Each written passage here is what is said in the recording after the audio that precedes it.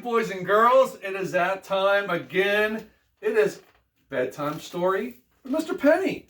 And today we're going to read a Disney bedtime story from Disney Bedtime Favorites. There you go. Hopefully we can take a look-see there. Let's see what the old producer Mo has in store for us tonight. All right, let's see here. All right, this story is from the Disney Princess Collection. It's called The Little Mermaid, Sweet Dreams at Last. So there we go. There's our title. Hopefully you all can see that. Okay, Sweet Dreams at Last. All right, here we go. It was a bright, sunny morning, and everyone in the royal castle was wide awake and ready to begin a brand new day. Everyone, that is, except Princess Ariel.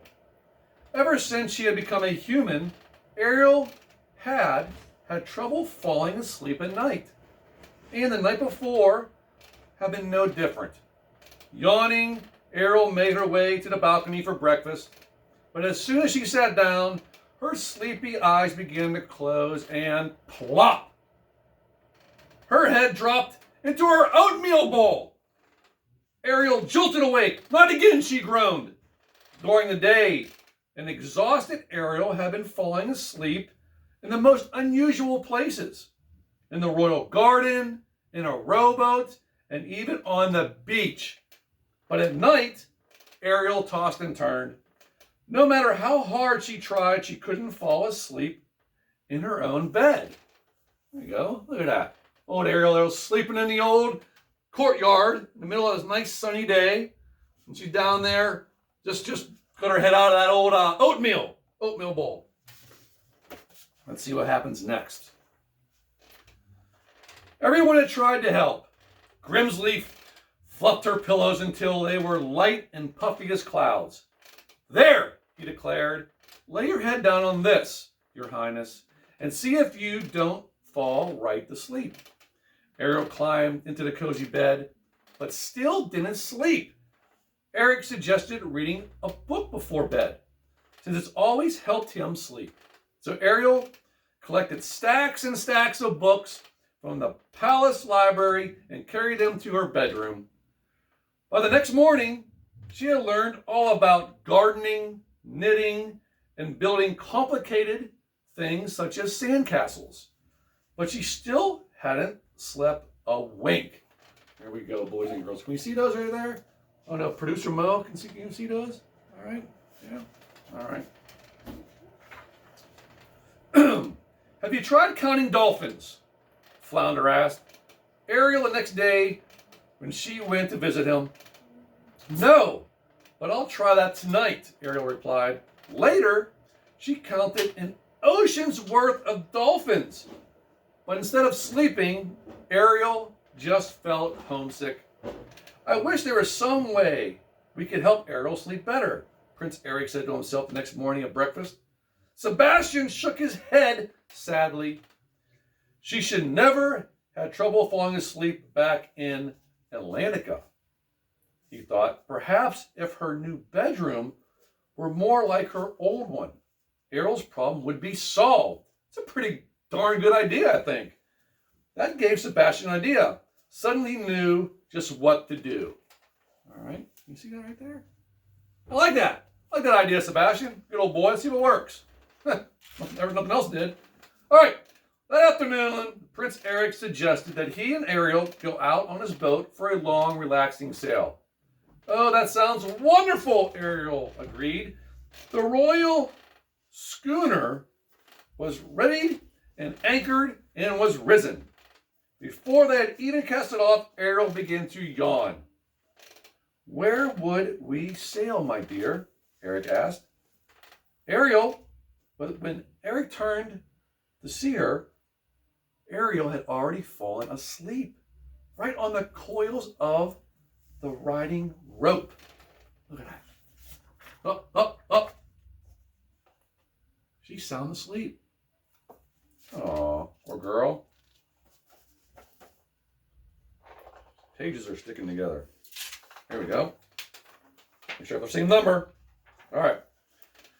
By the time Eric and Ariel returned to the castle. The sun was beginning to set, and Ariel was well rested from her long afternoon nap.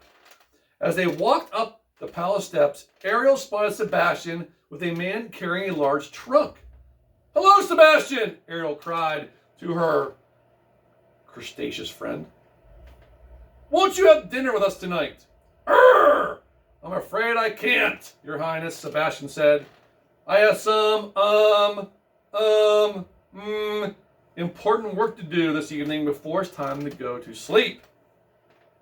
At last, the sky filled with twinkling stars, and it was time to say goodnight. Ariel climbed the stairs and reached her bedroom just as Sebastian was tiptoeing out. He bowed and eagerly held up the door for the princess to open.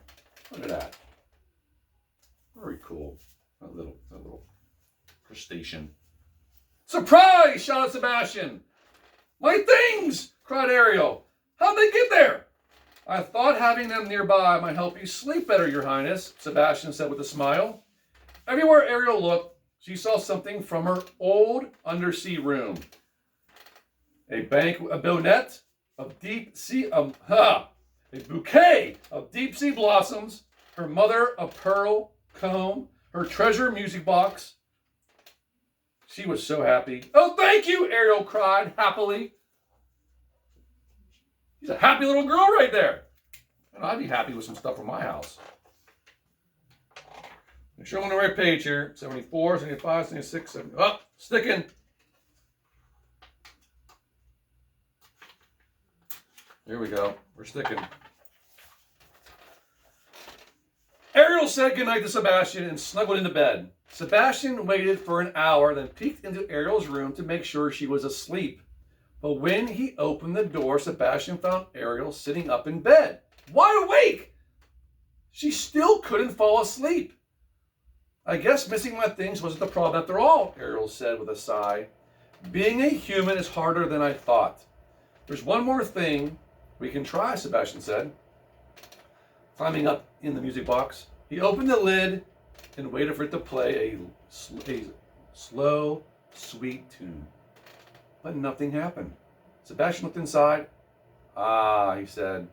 "Spotted the problem. A big, lumpy, pink shell." He moved it and tossed it aside, but Ariel quickly took it from his claws. Oh, there we go. See that? Took it right from his claws. Ariel smiled as she held the shell up to her ear and heard the ocean waves. "The sea," she sighed. Then Ariel yawned. "You know, I'm feeling really sleepy. Maybe I'll just..." She snuggled beneath the covers, this time with the shell pressed gently against her ear. Before Sebastian could even leave the room, Ariel was fast asleep. Sebastian tiptoed out of her bedroom. "Good night, princess," he whispered, "and sweet dreams to you at last." There we go. Look at that cute little story there.